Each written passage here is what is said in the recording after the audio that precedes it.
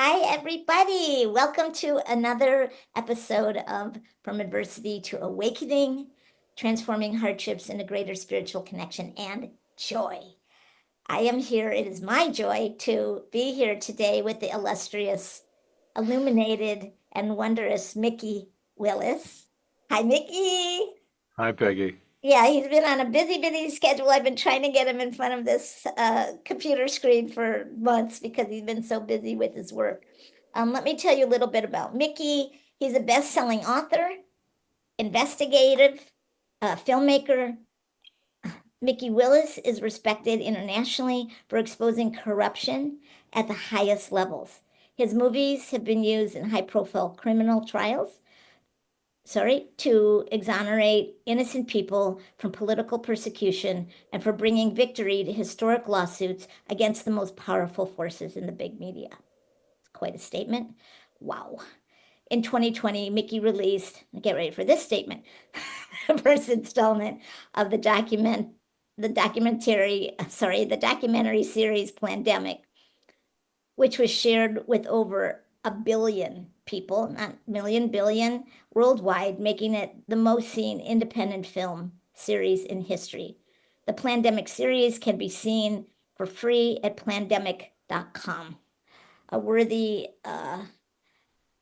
place to, if you haven't seen it, and even if you have, to watch it again, to bring your openness, your open heart, your curiosity to seeing an incredible display of facts and figures about what's going on in the world. Welcome, Mikki. Thank you, Peggy. Yeah. So glad that you're here. And as you know, we're talking about challenges and how challenges help us transform into our full potential. So I love for you to share with us about your greatest adversity or adversities. Well, I think probably one of the fundamental challenges that I had to overcome that really took me years because it was hard for me to detect because I was born into it. And most of the stuff we struggle with, it gets shaped in our formative years, from 0 to 10 years old or something like that. So Totally. Yeah. Yeah. when we're making decisions about the world and who we are and our position in the world, and then events take place that often have us try to make sense of them. And so, for example, someone, so you get bullied at school, and then you start to decide, well, maybe I'm different. Well, maybe they're right, and maybe I am ugly, or maybe I don't fit in. Or you start to consider these things as a child because you don't have the intellect to be able to filter the events that come at you in life. And so one of the things that I was born into was my mother had 3 children that were, I think one was 12 and the rest were in their teens when I was born. So she was not planning on having another child, but Oops. her husband had died, and so she was a widow. And she had pretty much was living the American dream until her husband died. She had her 3 children, 1 boy and 2 girls, and they lived in a beautiful little home with a white picket fence. And then her husband has a heart attack behind the wheel and dies, and suddenly she's a widow. Wow. And that's when it all began. Yeah. So my mother had to take the assistance of the US government, and that's really taught me about those programs and the dangers of those programs. Because if you don't know the difference between a hand up and a hand out, then you quite often will get stuck in the system, and that's how the system's designed. So a lot of our federal systems and government systems, these programs, like everything else, like big pharma, they're like, unfortunately, the corrupt side of our medical establishment, they don't really want you fixed. They don't really want you healed. They want you as a lifelong customer. And so the welfare program is very much like that. Yes. And if you dig into it and you look at it and you start to understand the kind of psychological manipulation, and a lot of the women that get stuck on the welfare program, and then they're incentivized, per child they get a little bit more money. And so then you start to see why there's a lot of low-income single mothers that will have 4, 5, 6 children because they get an additional amount of money per month. And unfortunately, they often don't tend to those children in the way that they should. So those children end up a product of the streets, of gangs, Well, they're at or work. whatever. They're at Or work. yeah, I mean, like, how can they tend when they have to make a living? yeah, that's right. And then so that was pretty much my story. My mother had 4 kids on her own, and we were on the welfare system. And so it was barely enough money to get by, and that's how they keep you, right? So it's just enough. You can't really enjoy life. You can't vacation. I don't know. I don't think my mom ever left the United States in her life. Wow. And so, you end up, the worst thing though is the mental conditioning that happens as a result. And so, of course, I had no way of knowing that this was happening because I was born into it. So it's all I knew. Yeah. But from a very young age, my mother was always concerned that a caseworker, would come to the house. And so we always had to hide our abundance. If I had a new bike, then it was like, put it in the closet quick. Because if they think we're spending our government money on things like a new Schwinn bicycle, then we may lose. That's what they come out. How are the kids being treated? They call it a welfare check, right? But it's also to see, like, how are you gaming the system? Are you working another job under the table where you don't need welfare? Yeah. And are you spending your money in areas where you shouldn't be spending your money? And so you start to have this kind of big brother mentality of being watched all the time. And so there was this constant hiding of any kind of sign of abundance. I got a really good stereo system when I was a kid. I don't know how I got it. Probably, did some swapping for it or something like that. But it was loud enough that my mom would be like, "You can't play that at this volume because if a welfare worker comes up and hears Yeah. that you have this big stereo system, we could get into trouble." So what it Yeah. So you developed in me, you equate abundance with being bad, and yeah, and that's ultimately a need to repress all of that to expression to of to really hide abundance. it, to really hide it, that was the danger. Becoming too abundant is dangerous because you then lose your Yes, support. And I would exactly. hear my mom say things like, if they take that away from me, how am I going to feed you guys? So how It's like, how did that impact your life, Mikki? so it impacted me for decades of my life because there was and you don't realize these things, of course, because it's happening in the background Right. and at a subconscious level. Right. And so I would have big opportunities that I would Mm-hmm. sabotage myself. I would sabotage it because it's like, wow, that comes with a big paycheck and that's too much. I Right. can't have that amount of money. Right. It's And so dangerous. yeah, so I call it poverty consciousness, right? So it's like you Yeah. just get into the state of the level, the frequency of poverty, and you're a victim of the system, and you kind of grow up into that. And the moment you buy into you're a victim, then all of life is hard Right. because when you have a victim mentality, then you've given all your power away to Yes. these external forces. And so Yes. that's what I was born into. So that would be I would say probably the biggest hurdle I had to overcome was working so hard for so many years and working, I mean, really diligently and still feeling like, my 30s and even at the beginning of my 40s, I'm still barely getting by. There's still this fear of, I And don't you know had that a family by then. You had children and you had home and a wife and well, like, I had my children. I was actually in my mid 40s. That's one of the reasons I waited so late, and that's one of the many gifts that come with this too. Because I'm glad I waited uh-huh. until I was older in life so that I could be a more mature and responsible father. I don't think I would have been the same father in my 20s or 30s. And but it I'm creates this, smiling I'm smiling because I know what a devoted and amazing father you are and how thank you, you are a super busy person, but you always make quality time for your kids and communicating with them in a way that creates greater and greater connection. So I want to thank you, define thank you. that. I appreciate that. Yeah, there's no job more important than my children. I pass up stuff all the time if it means I'm going to be out of town or out of the country for too long. If they can't afford whatever the offer is, if my family can't come, then I'll pass on it because it's especially missing these years. If they were 17, 18, 20, that's a different story. But my Right. kids are 10. Well, Zuri just turned 11, so Oh, he he's did? 11. All He did, right. yeah, on the 22nd.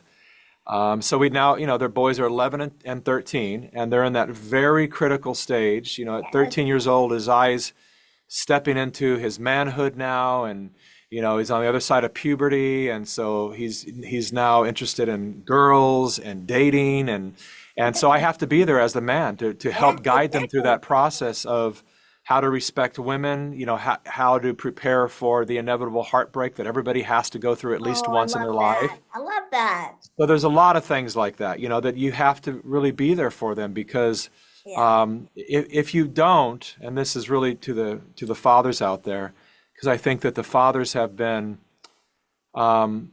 in some ways tricked into believing that they have a very narrow lane, and that is just of the provider, and that the mother is to provide the emotional support and all of that, and we don't play that game in our family. That's My so wife and I share a lot of the roles, and they need a lot of emotional, tender support from father too. They need to be, especially if you're raising boys, they need to be able to see that, I'm not just the authority figure. I'm working stuff out in my life too, but right. I'm there to teach them. And what's developed between me and my boys, I actually didn't know it was even possible because Oh, they want to hear from me all the time. Like they never roll their eyes. They never when I say, guys, I have something I want to share with you, they're really quick to come up. Yeah. What do you want to share? Like they want to hear it because they see that it's helped them in life. And I've never given them false information. And I'm very careful of the information I give them. hmm And I don't give them information from a standpoint of this is how you must do it. This is what I recommend. But Yeah. whatever your path, provides for you, then you're going to Beautiful. make your choices because you're an individual person. Yeah. And if you need to make a mistake and learn the hard way, well, that's up to you. I'm Yeah. going to give you the shortcut. And if you need to stray off, I'll be waiting for you back here on the right path. Very beautiful. But so Yeah. you give them that freedom.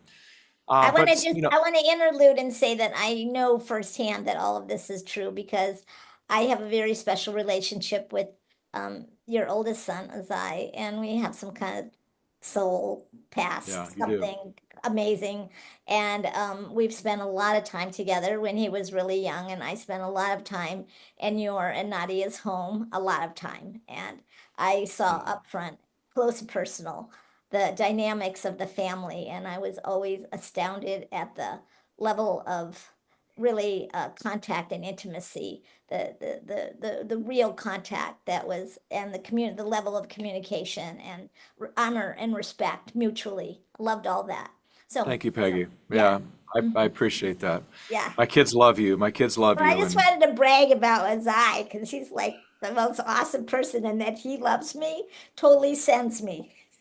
yeah, both boys do. Zuri loves you too. Yeah, the Zuri loves me too. And I feel very honored to get to be their father because of the way that I've learned so much through being their father. It's Yeah. really called me into, I think it's why it scares a lot of people. I actually we were told by everyone that we were having a girl. And it was remarkable. Even our first sonogram was, you having a girl? Yeah, we know. Everyone intuitive and every doctor would say, oh yeah, the way you're carrying it, this is definitely a little girl.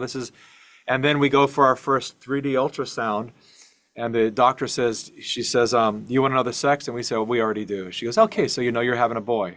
And we went, wait, what? Uh, No, we're having a girl. And she goes, well, then explain that to me. She points up at the little penis on the sonogram, and I look closer, and it was just super clear. And it was shocking, Peggy, because I thought I had done, all the inner work I needed to do to prepare to be a father, and I was so excited to be a father. But the moment I found out it was a boy, I had a real hard time with it, and I didn't know why. It was really interesting to me because it is interesting. I was in this kind of state of no, it can't be. Uh-huh. That's not what I want. No, I want a little girl. Yeah. And then it called me to look deeper and go, what is that about? Why am I so comfortable with having a little girl?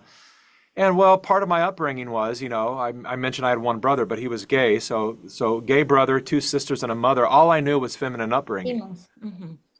And so I felt really comfortable with that. And I knew, I guess subconsciously, that having a boy would challenge all parts of me that I haven't, the areas where I hadn't dealt with my own masculinity, Right. and not really feeling like I don't know how to raise a boy. And Well, it was it's so beautiful how like true nature manifests in your life to bring you the challenges to help you. This is what this whole show is about, to broaden and deepen your full potential. And now you're this amazing father. But let's go back to the story about your challenge with um, abundance yeah. threat, and share with us, please, if you would, about how did you work through it and Yeah, how, I just yeah, got sick of it. You know, yeah, like that's usually when real change happens, right? We that's just true. what they say, right? We get sick and tired of being sick and tired, Yeah, and so I just reached a point, and that's all the radical change in my life that I've made has just because I reached a point where I went, I can't do this anymore. I can't yeah, be this anymore. mhm, I see it's harmful to my life. I see that it's never going to produce the outcome that I want for myself and the direction and purpose of my life. right. Why would I continue to think this way? Because ultimately, Peggy, it all comes down to every problem we deal with is rooted in thought.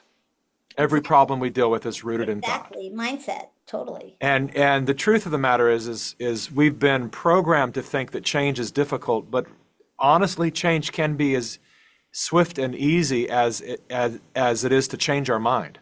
Yes. Like to just suddenly redirect our energy towards what is a healthier thought around this. So I just reached a point where I said, listen, I am tired of struggling. I know I have a lot to offer the world. I know I have a voice to share in the world. Why am I struggling to pay $4,000 rent every single month? You know, like this is ridiculous. You know, and so I had to, there was also a part of that that was combined with an artist mentality.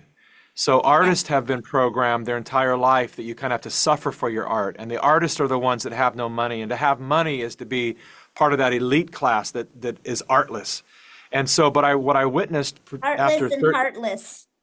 exactly, and what I witnessed in 30 years in Hollywood was you have all the creative, good-hearted artists that spend most of their lives begging the Mhm, people with money, mhm, please mhm. invest in me. Please give me some money so I can actually turn my art into something that the Express. world can experience. Yeah. And I got tired of that. I just thought, I don't want to be begging these people that have money who actually focused on economics and building wealth for themselves while I've been out here being an artist. And so I created a term that I called artistpreneur instead of entrepreneur. And it's Nice. like we need to become artistpreneurs where we Yeah. Beautiful. understand that I have a goods and services to put forward in the world and to potentially sell and that will make an income for me that will allow me to continue to do my art Yes. because my art is worthy of being experienced. Beautiful. But the deeper perspective to that from an artist perspective is super important to explore. And that is truly why are we doing what we're doing?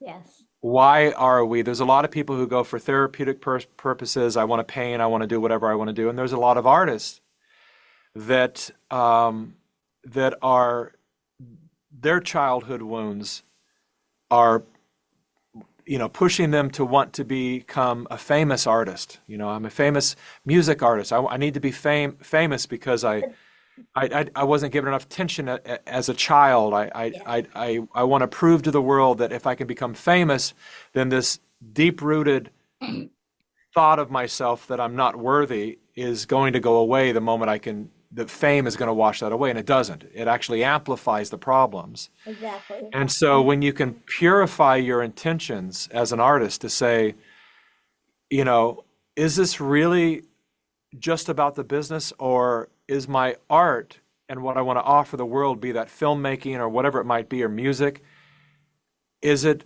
just for me? Is it a selfish thing, or am I here in service? Am I Right. And here? also, and also the thing about love, like, do I love that I'm able to express myself in this beautiful way and share it? Like, I think for me, that's been a big part of the moving from entrepreneur to artpreneur, of just recognizing that the thing I love to do most is the teaching and Yeah. speaking. And so that coming from there, and it's come out of a purification of that need for recognition that comes from childhood wounds, you know? Yeah, it does. And you'll never be satisfied. That's why there's so many artists that are very unfulfilled with their lives. And Well, they, and so many um, famous people are the most miserable people on the planet. Surely money doesn't make you happy. yeah, we've seen that example for generations, right? You know, these people with Yeah. multi-millions of dollars and mansions and everything you need. And, you know, like I was just reading a report on Justin Bieber, who was just admitted that he has these serious rage issues and he doesn't love himself. And here you go, well, you know, that a lot of that has to do with the industry, which can be very poisonous to the soul. Yes, and he But came on at the a subject, very early age, uh, very on early this age. very early age, and on the subject of the soul, that's one of the most important things for us to protect. Yeah. You know, that's where our light comes from. And when we experience this world that can produce a lot of darkness, you know, it's our greatest weapon is our light. You know, it's time for us to shine brighter in these moments. And if you don't know that as a child, when Justin Bieber as a child, you know, you start to, you're in a bubble of people that are behaving a certain way and relating to life in a certain way, you start to adapt those traits. Because I'm sure as a child, he would look at some of these famous musicians that were taking him under his wing and thinking, well, if I emulate who they are, then I'm going to end up having the ability to share my art with the world. And you get trapped in that. And the Sure. artists lose their own unique, wonderful, divine identity. And they Yeah. start to, you know, how many rappers, you know, sound like they're from Brooklyn, but they're from Iowa, you know, and it's like when I hear that, and I taught my boys this at an early age. I said, just be very careful. Like, where do you think this person's from? And I hear them talk, you know, I let them hear that, you know, someone that sounds like they're from the East Coast, the deep Bronx. And I'd say they're actually from Iowa. And I say, do they talk like that in Iowa, Dad? No, they don't. And that's what I'm showing you, that is a false personality. That's a false dialect.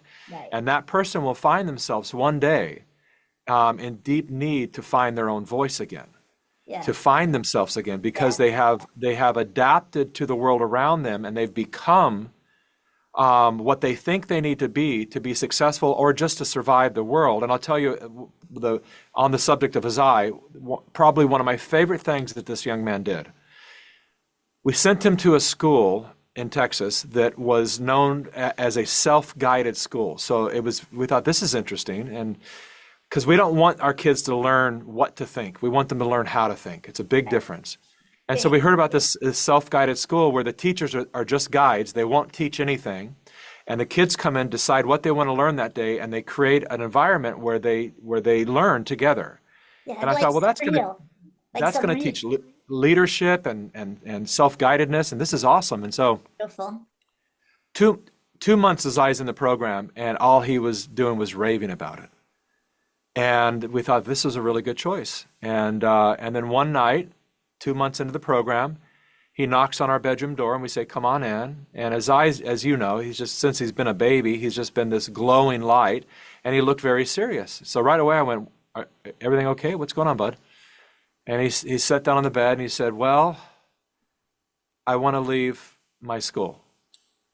And we said, what? Like, this is crazy, because Right. I thought it was the best thing ever. Yeah. And he said, well, Dad, it is awesome. The program itself is awesome. And the people who run the school are awesome. And most of the kids are awesome. But half of them come from public schools.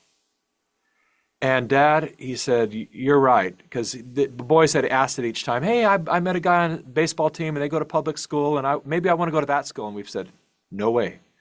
Zero chance you're going to go to a public school.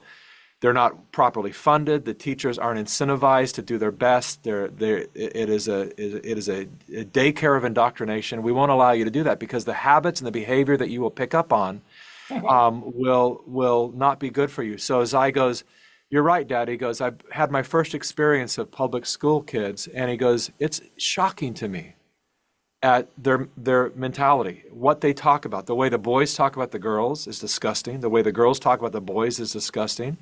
But they're just the level of mentality. I've been trying for 2 months to bring them into higher, more productive conversations.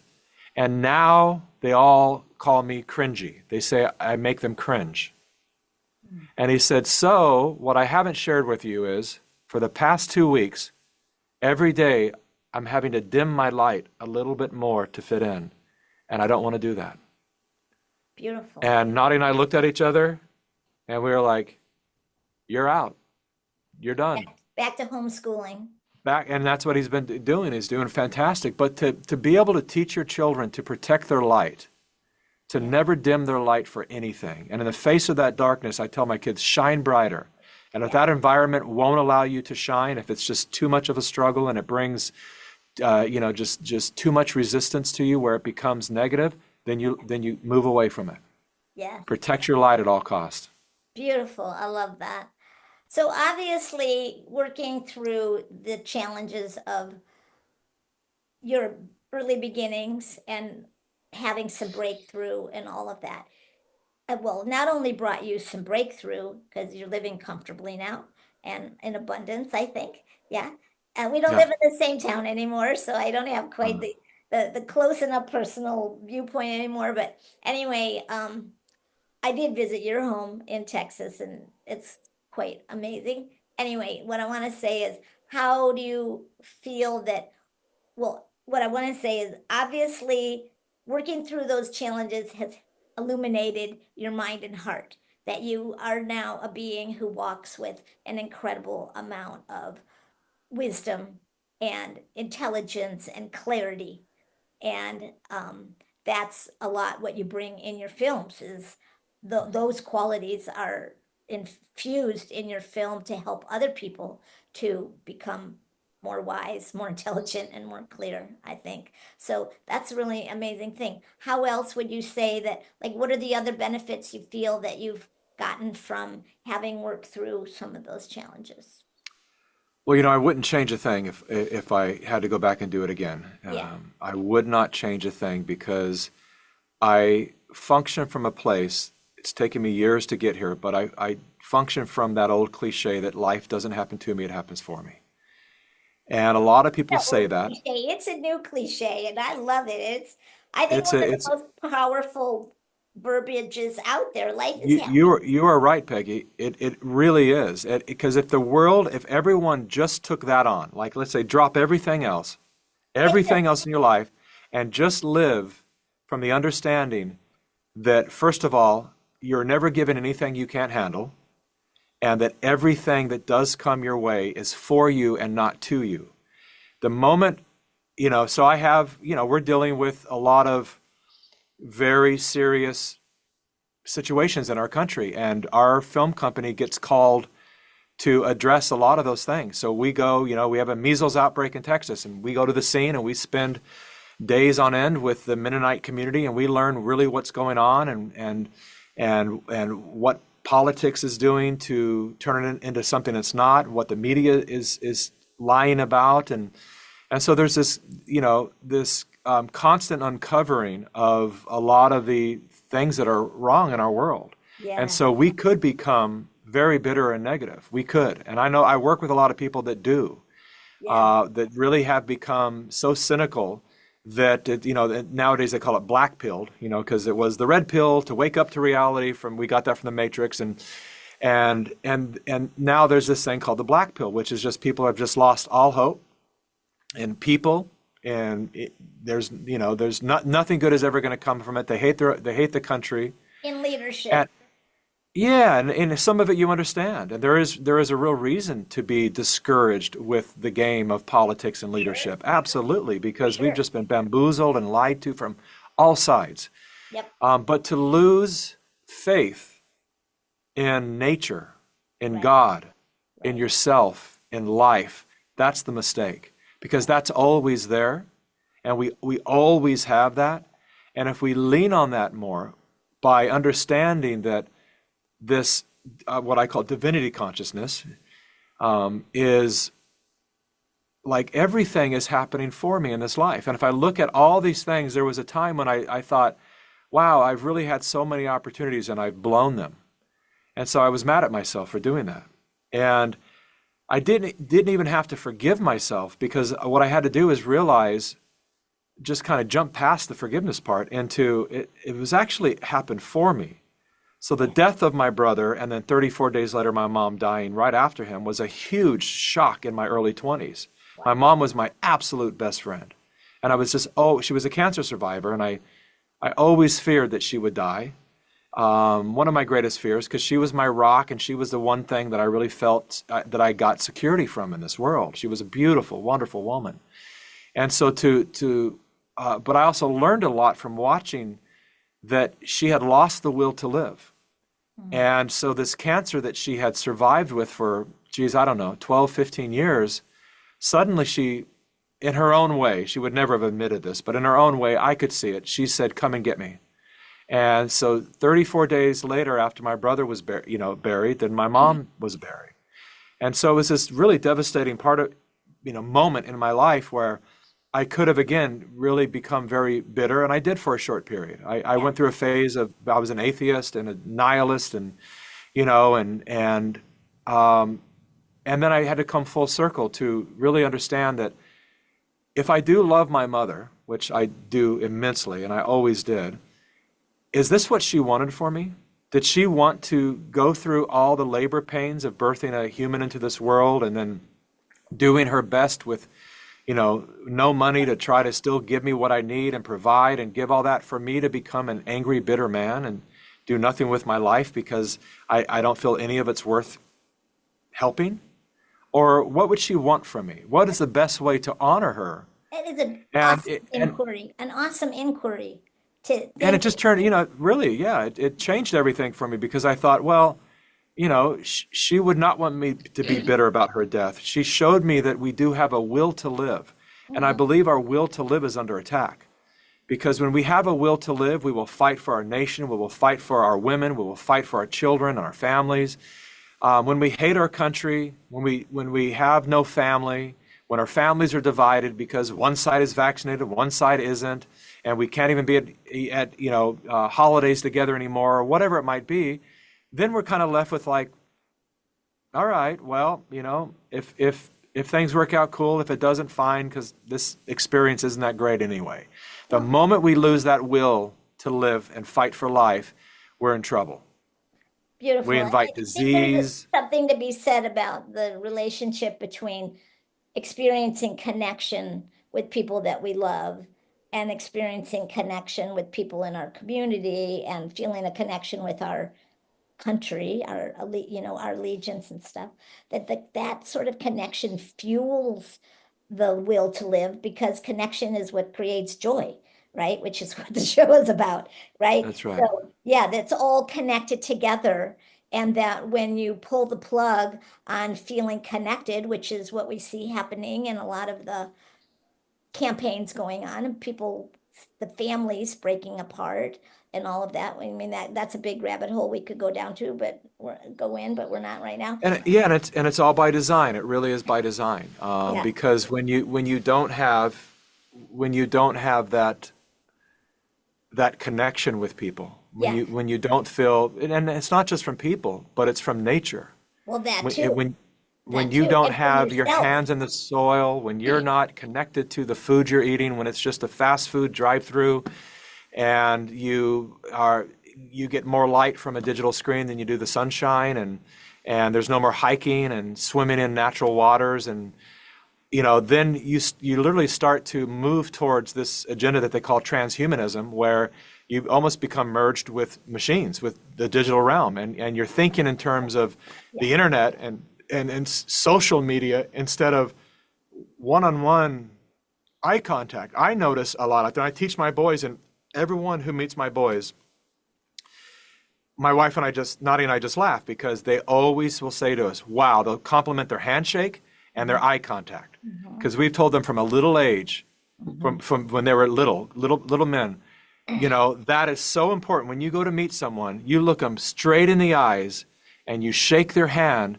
and you engage with them. And you engage with them, authentically. So it doesn't become so mechanical. So Or that just when they say, looking how at your are phone you? and looking up stuff and getting information. Sure. Yeah, last Yeah, time I our saw your kids, son, last time I saw as it was at a film festival that you were the winner of. yeah. And And I just remember the resounding words, well, Peggy's here. Like, it was like, let's be attentive to this person. Yeah. And Yeah. it was such an honor and it was so beautiful to receive. So I also have been recipient of that Yeah. beautiful And with quality that they hold. everyone they engage with, right? So when waiters come to the table, they have to order their own food and they look them in the eyes Yeah. and and then it's thank you when the check comes and it's, and it's whatever it is, it's because we meet a lot of our boys have friends and sometimes, I'll have to say, hey buddy, I'm up here. Because Right. they'll be like, hi, hey, Yeah. yeah, how Yeah. you doing? Fine. Yeah. Yeah. What's new? And they're nothing. And I'm the dad that goes, really, nothing's new? Sit down, let's talk. Is that Yeah. true? Nothing's Yeah. new in your Yeah. life? Exactly. And they've never had that before where they're like, well, and I go, no, I want you to tell me what's new. I mean that. That's not a mechanical question. Oh, well, and then suddenly it's like, I'm learning how to play the piano. That's new. Awesome. I want to engage with you as a little person, to sit down and understand when you're in our home or around our kids, we care about you. Yeah. We really want to know how you're doing and you're not just our son's friend, you are part of our family here. So Beautiful. and it's wonderful because then I notice the kids change and sometimes they'll be on the phone with my sons and and talking through their iPads and they'll hear me in the background. They'll go, is that your dad? Tell him I said hi, and so I'll go to the screen and take the screen from my kids and I'll have a 5-minute conversation with the kids. So Nice. they get that it's like, there's no separation here. You are part of our family. Well, and then And they we, get to experience that thing called connection, and that, which is what we all need. right, exactly. So it may bring me to my last question for you, which is how has moved through all of the adversity with your upbringing, your mother, and a lot of them that you haven't talked about that I know some things about, helped you to experience more connection and joy in your life? Like, how has adversity opened that door for you? Well, if you work your way through it and you don't allow bitterness to take over, it makes you more empathetic. You understand what people are going through. And so, I look at even the people that I would say don't understand me because they have been hypnotized by the media to somehow think that I'm a bad guy, that I've spread misinformation, even though the facts are 100% on my side at this point, and most people see that. I don't get mad at them. I Well, I don't, would say it depends what glasses they're wearing. it If very they're much does. if It they're very much wearing does. glasses that say the people that talk about these things are liars, then that's what they're going to see. That's And what they they don't say. even they're not even open to inquiring, is this true? So Yeah, I and want to just make that point. sometimes it's a good point, and sometimes it's frustrating when you're dealing with people who it's like all you're repeating is media propaganda. There's no facts in there. I have all the studies and everything, and they don't want to even see the studies. They don't want, and it took me a while to grasp, because you can then start going, people are ignorant. You can start judging people at that point, like why don't they want to see the facts? And then I had an awakening a couple of years ago because I was trying really hard to wake people up, and they would come at me with this information.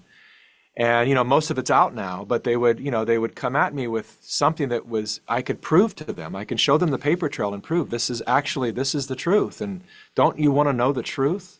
And Because what the was truth the does set us awakening? free. What was the And the and, awakening? and a lot of times they would just get very angry at me. And I Yeah. thought, God, that's so weird. Like it's so weird. Like these people they don't want to see beyond what they've already adapted to as their belief. And so, but then my awakening was this. I realized that I see them now as future allies because they are doing exactly what they should be doing if the rumors about me were true. If I truly was a grifter and tried to capitalize on a pandemic, they should come at me with full force. That would be a horrible thing to do. If I truly was a threat to their mother, father, grandparents, whatever it might be, they're coming at me because they love life and they love the ones they love. And Right. that's where we meet, because I do too. And now if we can just Beautiful. That's very, understand that we're actually on the same team, fighting for life and fighting for those that we love with and fighting for our freedom, but that this thing called politics has gotten in the way and has distorted the reality for so many people, such that they're directing their rage at the people that are really trying to help, and they're towing the line for the actual people that are doing the damage. Then we can all be on the kind of on the front line of this historic fight together to realize, first of all, what an honor that we are in this position as the people of this planet. It's a challenging time and a very, very hard time for so many.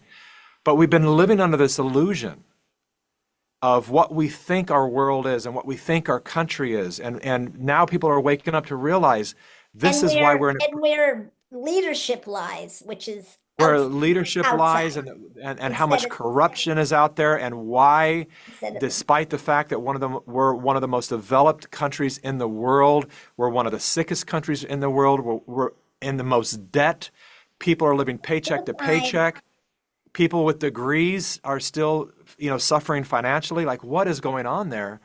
And we start to wake up to that, to realize that there's a very corrupt, greedy system that is doing damage to all of us. It doesn't matter if you're Republican or Democrat, we're all being harmed by this system. And how beautiful is it that we are part of this great awakening together. And if we can just now understand that even if we disagree, it's beautiful to disagree. Like it makes life, you give it that Differences. contrast. Diversity. And it's, when my family, even though we are so tight and so in love with each other, if the four of us go out to see a movie, it's almost guaranteed that two of us are going to love it and two of us are going to hate it. Mm-hmm. And it's just, we have different ways of receiving information, and there's Right. nothing wrong with that. Right. And so but we've been taught over the past decade or so that agreement is what bonds us. And when you're bonded by agreement, even if you're a husband and wife, it's a very fragile relationship, because the moment you disagree, then the relationship is over. And so we need to come back into a place of realizing we're bonded by the pure virtue of just being human, Beautiful. being cells within the organism of life. And that Beautiful. when we're working together, even if we are different cells, red cells, white cells, we're still working for one cause, Love and that. that is for the cause of life and love. So, what an incredible, beautiful wisdom and sort of the essence of connection and joy. And I just want to point out that your awakening was the movement from the head to the heart, that you went from seeing differences and creating separation to actually observing separation and difference, but coming to it through the filter, through the eye of your heart, where we see sameness and we feel connection and we experience some kind of connection and unity. So, in that process of moving from your head to your heart, how has life been since then? Well, it's a perpetual miracle, to Yeah. be perfectly straight. It's a perpetual miracle. And above all, I just wish that more people could have this experience. And I have a lot of friends that do. They have really good relationships. Nadi and I have been together for 22 years, and I don't know how it's possible. I almost feel like, I remember when I was a kid and I learned about infinity and that the sky never ends. I remember thinking so hard about that, Yeah. because my mind just could not think about a never-ending sky without somewhere putting a ceiling on it, like a bubble or some kind of, it's got to Right. end somewhere, Right. because the mind it's not Finite. designed, Yeah. it has to exist in time and measurable space. Right. And I feel like that sometimes when I observe my wife, because it's like, it just doesn't make sense to me that she could just get better all the time. Because my previous experience of relationship was it declined, where it's really amazing. And then 6 months, a year, or whatever, you start to go, okay, she's got flaws. She says he has flaws. And it doesn't have that magic as it had before, but then it's convenient. And it's nice to have someone there, and you've already kind of worked your life out together. So you've kind of become now partners Yeah. and making your life work. But but where's that spark, that love? And the And magic. that just continues to expand between Nadia and I. And as a result of that, our boys, we must tell each other that we love each other. And this is no joke, and it probably sounds excessive to a lot of people, but at the minimum of 20 times a day. Wow. So already I've probably told my boys, and they've told me, because it's not good, just good morning, Dad. Good morning, Dad. I love you.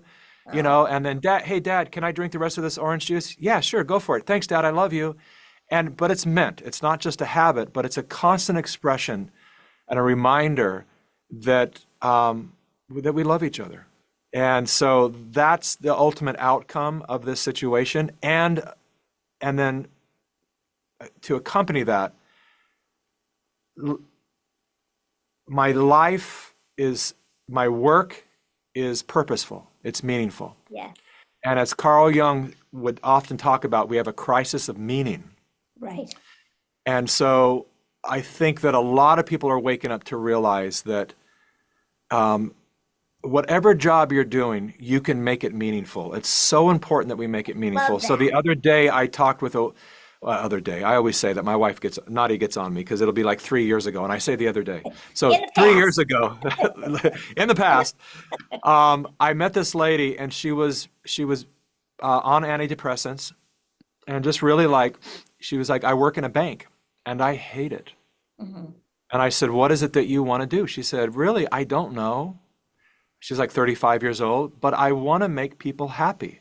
I want whatever it is. Maybe it's life coaching, but I have a lot of work to do on myself first, but I want to engage with people on a personal level, not just where I'm taking their bank statements and giving them numbers and cash.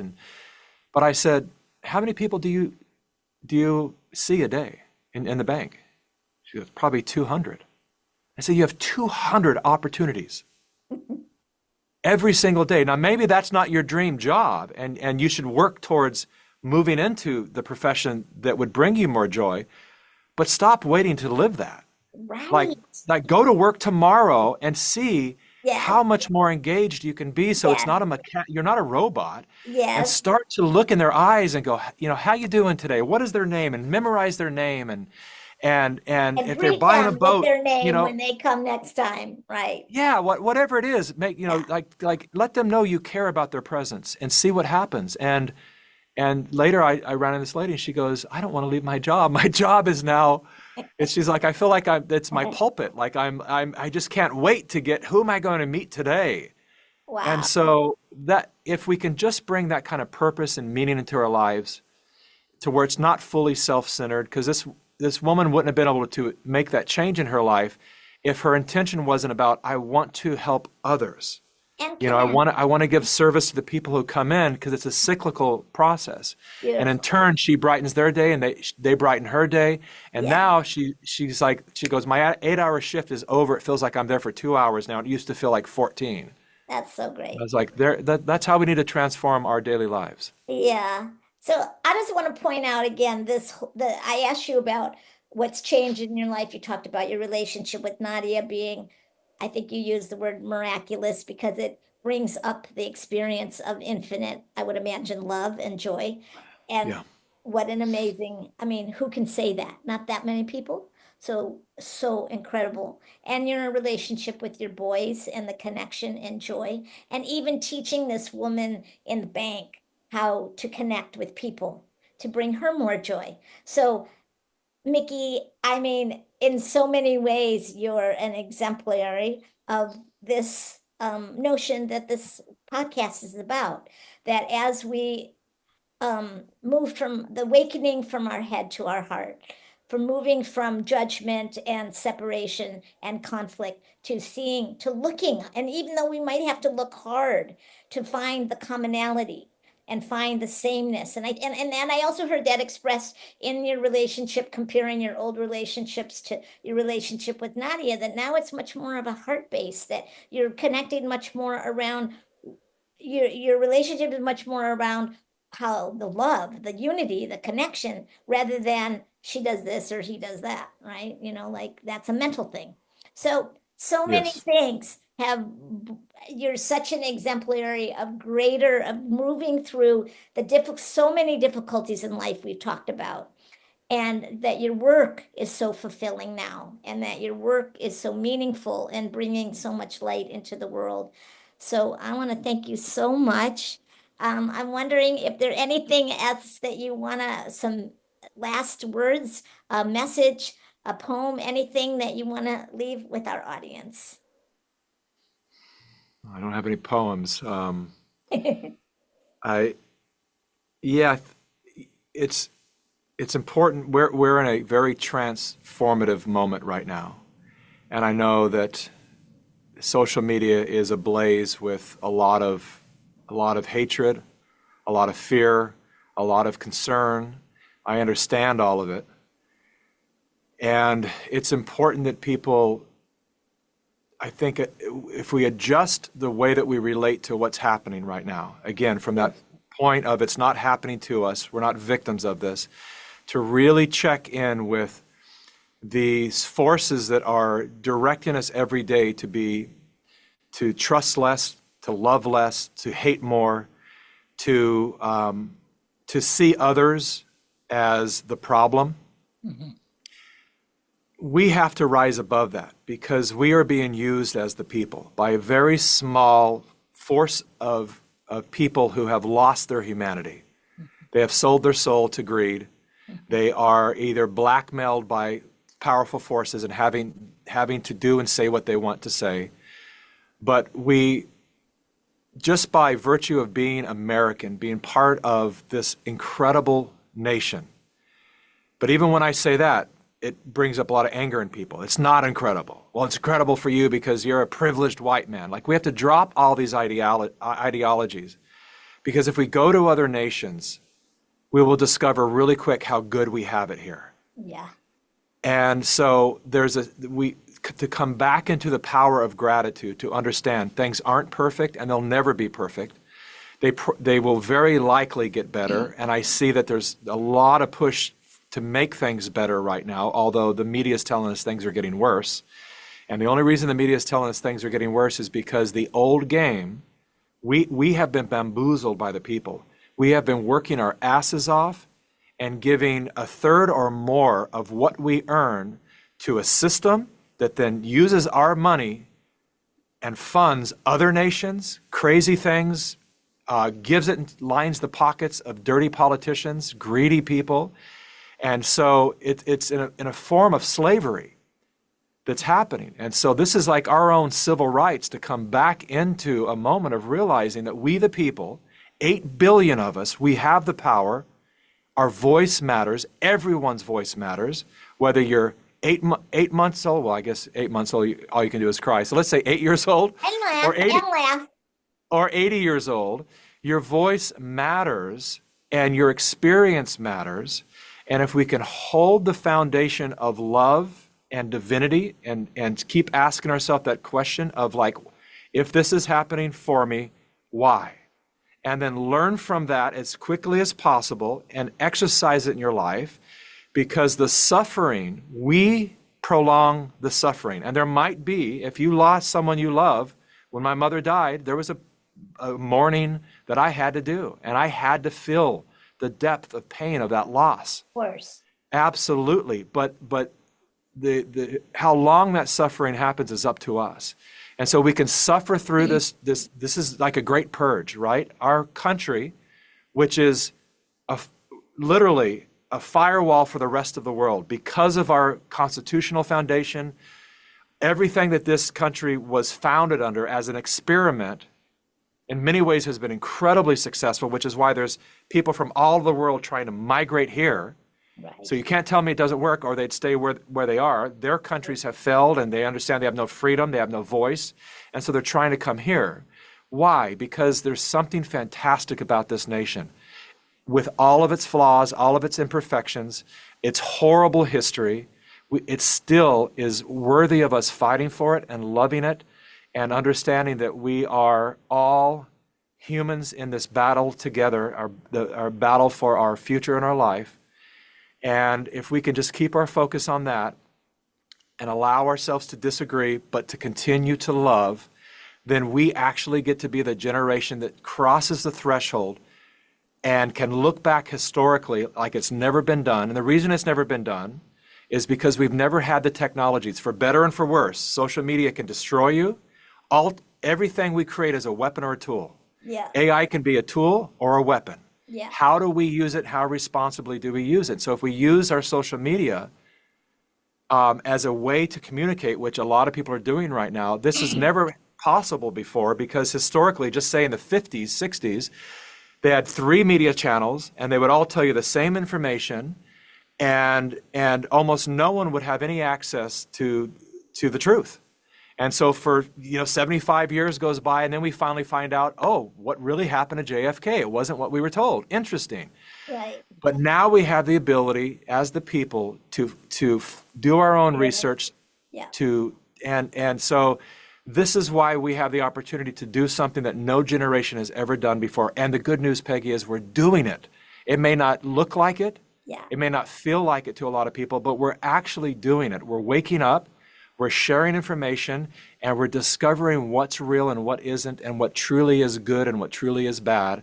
And we're going to make the right choices because it is our nature to do so. We know what's right and wrong, and we will realign with nature, and we will realign with God, and we will see the other side of this, and there will be books written about this time in human history where the humans themselves, not just the oligarch and the leaders, but the people themselves rose up to take accountability for our lives. And we will be the generation that will be accredited for making that leap back into the right way of being and living. I believe that fully. What a beautiful vision to leave us with, and a beautiful aspiration, and some really awesome tools to use to get to that place of transformation. Thank you so much, Mikki. Thank you, Peggy. It was such a delight to see the light coming from your face and your eyes and your heart, and to hear this beautiful wisdom. And I'm sure it will support and inspire so many people. Thank you so much. Love you, Peggy. Thank you. All right. All right, you guys, tune in next week, 2 weeks from now, for the next episode of From Adversity to Awakening. And so long for now.